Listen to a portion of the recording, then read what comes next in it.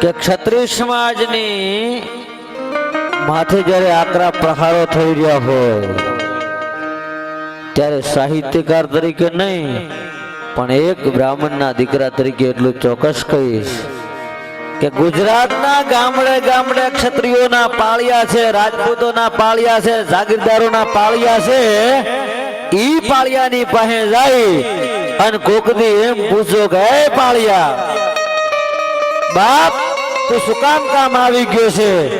તો એક પણ પાળિયો એમ કે હું મારા પરિવાર માટે કામ આવી ગયો છું, હું મારા માટે કામ આવી ગયો છું, તો બોલવાનો ધંધો બંધ કરી દે. હું ભલા માણસ હે એની માથે તમે પ્રહારો કરો છો તો સાંભળી લો. બ્રાહ્મણના દીકરા તરીકે એટલું ચોક્કસ કહીશ કે ક્ષત્રિયોને એક થવાનો સમય આવી ગયો છે.